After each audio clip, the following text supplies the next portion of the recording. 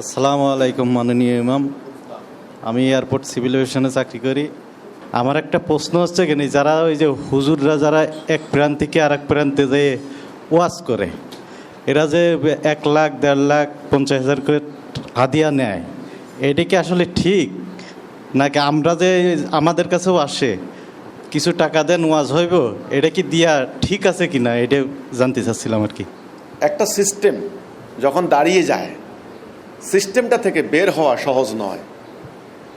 ওনারা কষ্ট করে লেখাপড়া করেছেন, ওয়াজ করতেছেন, কষ্ট হচ্ছে, নামাজ পড়াচ্ছেন, কষ্ট হচ্ছে, মুদে দাফন করতেছেন, কোরআন খতম করতেছেন, আরে ওনাদেরকে টাকা দিব, সব হবে, সব মনে করে। কাজেই যারা এই টাকা নিয়েছেন ওয়াজ করে, ইমামতি করে, কোরআন খতম করে, মানে ইসলামের বিনিময়, আমলের বিনিময় যারা স্বার্থ নিয়েছেন, টাকা নিয়েছেন, তারা এতদিন মনে করেছেন এটা ওদের অধিকার। আর যারা দিয়েছেন ধর্মপ্রাণ মানুষ, তারা মনে করেছেন সব হবে, এটা ধর্মীয় কর্তব্য, তাই না? এটা নিয়ে কেউ প্রশ্ন তোলে নাই। কিন্তু এখন প্রশ্ন উঠছে, এটা জায়েজ না না জায়েজ।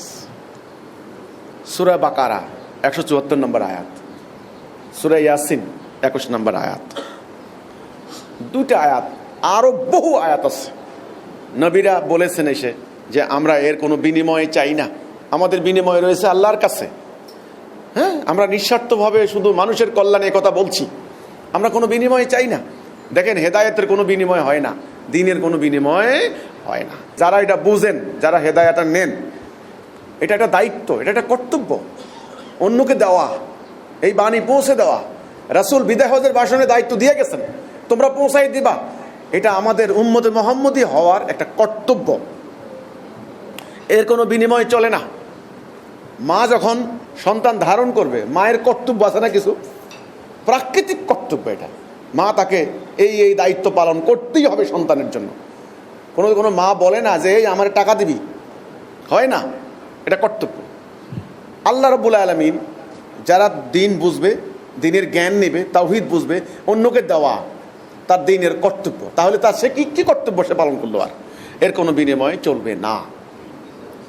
আমরা দলিল দিয়ে এই ধর্ম ব্যবসার ফাঁদে এই বইতে প্রমাণ দিয়েছি।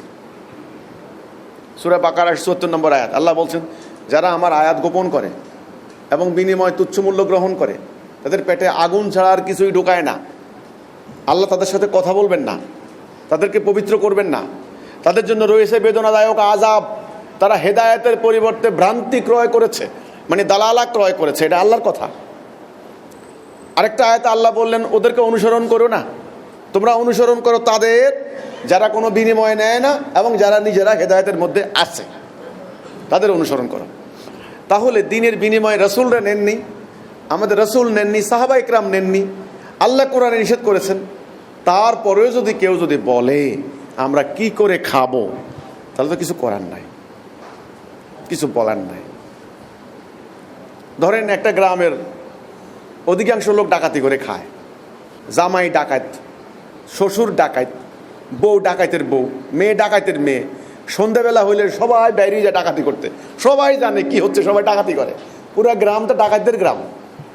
শতাব্দীর পর শতাব্দী ধরে নাতি পুতি দাদা বাপ সবাই চোর ডাকাত। এখন যদি বলেন যে ডাকাতি করা কি বৈধ না অবৈধ, এখন এমনভাবে হয়ে গেছে পুরা সোসাইটির মধ্যে ডাকাতি করা একটা সম্মানের পেশা। এখন আপনি এসে বললেন ডাকাতি করা বৈধ নয়, এটা অসভ্য জাতির কাজ, এটা অন্যায়, এটা আল্লাহর হুকুম পরিপন্থী। এখন আপনি বলেন কি, আমরা 14 গোষ্ঠী সবাই ডাকাতি করে খাই, আমাদের জামাই ডাকাত, শ্বশুর ডাকাত, হ্যাঁ আমাদের সবাই ডাকাত, এই গ্রাম ডাকাতের গ্রাম, আমরা ডাকাতি না করলে খাবো কি করে?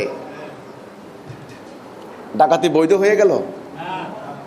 ভুল ব্যবস্থার কারণে, ভুল সিস্টেমের কারণে, সময়ের আবর্তে এই পেশাটা পেশা হিসাবে স্বীকৃতি পেয়ে গেছে, কিন্তু আল্লাহর খাতা এটা নিষিদ্ধ, প্রহিবিটেড, এটা ব্যান্ড।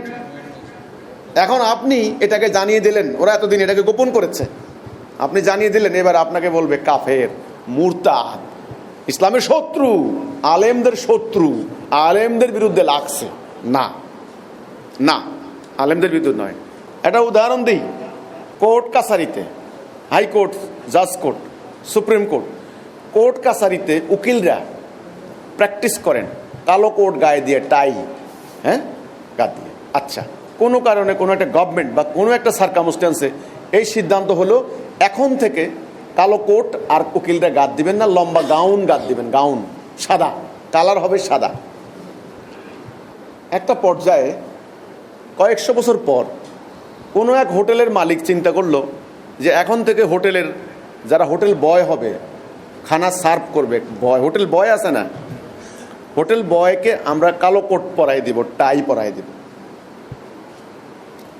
এখন আপনি ওই কেতাবের মধ্যে পড়ছেন যে সুপ্রিম কোর্টের এই উকিলরা কালো কোট পরত,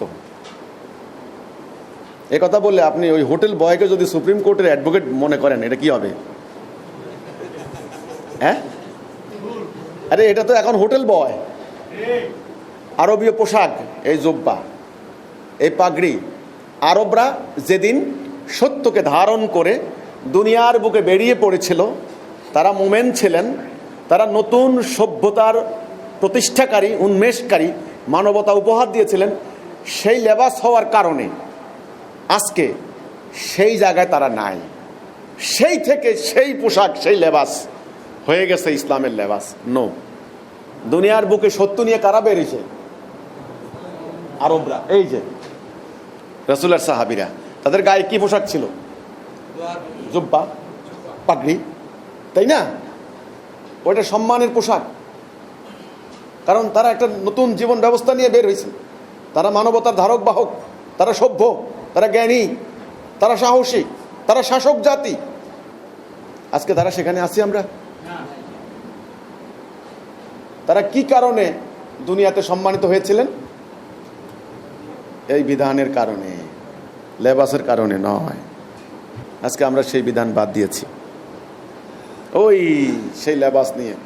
অথচ সেই লেবাসধারী আরবরা আজকে কি করছে? ওই তাদের সাম্রাজ্যবাদী পরাশক্তি দাজ্জালীয় শক্তির তাবেদারি করছে।